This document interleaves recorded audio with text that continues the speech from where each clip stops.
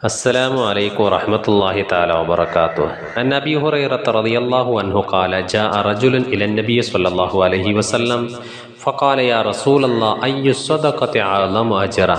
قال: أن تصدق وأنت شحيح تخشى الفقر وتأمل الغنى ولا تهمله حتى إذا بلغت الحلقوم قلت لفلان كذا ولفلان كذا وقد كان لفلان.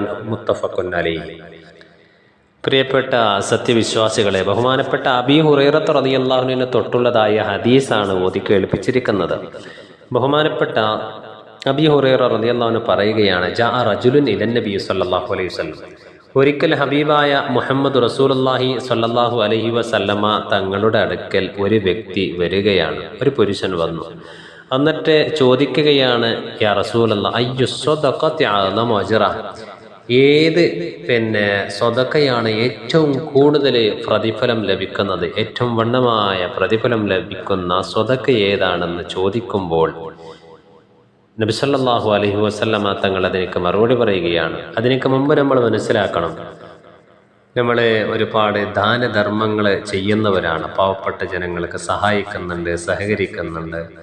അതേപോലെ തന്നെ നമ്മൾക്കുള്ളതായ പല സാഹചര്യങ്ങളിലാണ്. എന്തെന്ന് വെച്ചാൽ, നമ്മൾക്ക് പണമുണ്ടാകും. ആ പണമുള്ളതായ സമയത്ത് പെട്ടെന്ന് നമ്മളിങ്ങനെ ദാനധർമ്മങ്ങൾ കൊടുക്കാൻ വേണ്ടി ഒരുങ്ങുന്നില്ല.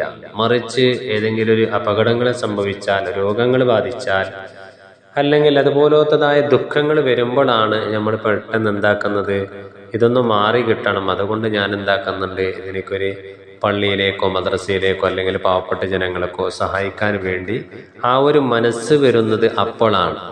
എന്നാൽ ഈ ഒരു വിഷയം കൂടി നമ്മളിവിടെ മനസ്സിലാക്കണം. നബി സല്ലല്ലാഹു അലൈഹി വസല്ലമ തങ്ങൾ ഈ വന്നതായ വ്യക്തി ചോദിക്കുകയാണ്, ഏത് സ്വതക്കയാണ് ഏറ്റവും പ്രതിഫലമുള്ളത്? അപ്പോൾ നബി സല്ലല്ലാഹു അലൈഹി വസല്ലമ തങ്ങൾ പറഞ്ഞ മറുപടി: അന്ത സ്വദ്ദഖ അന്ത സ്വഹീഹ. നീ നല്ല ആരോഗ്യമുള്ളവനായ രീതിയിൽ, ശാരീരികമായിട്ട് പ്രശ്നങ്ങളൊന്നുമില്ലാത്ത ആ ഒരു ആരോഗ്യമുള്ളതായ സമയത്ത് നൽകുന്ന സ്വതക്കയാണ് ഏറ്റവും കൂടുതൽ പ്രതിഫലമുള്ള സ്വതക്ക എന്ന് നബി സല്ലല്ലാഹു അലൈഹി വസല്ലമ തങ്ങൾ പറഞ്ഞു. വെറും ആരോഗ്യം മാത്രമല്ല, ഷഹീഹുൻ, അദ്ദേഹം ധനത്തിന് നല്ലോണം ആഗ്രഹിക്കുന്ന വ്യക്തിയും കൂടിയാണ്. ധനം ആഗ്രഹിക്കുന്നതായ സമയത്ത് നമ്മളിന്ന് ധനം പോവുക എന്നതിന് ചിലപ്പോൾ ആരെങ്കിലും അതിൽ പിശുക്ക് കാണിച്ചേക്കാം.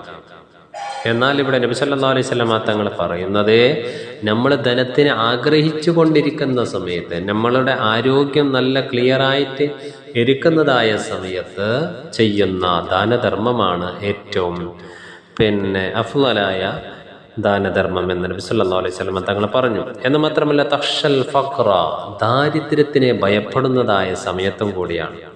വതഅമലുൽ ഗിനാ, ഐശ്വര്യത്തിനെ ആഗ്രഹിക്കുന്നതായ സമയമാണ്.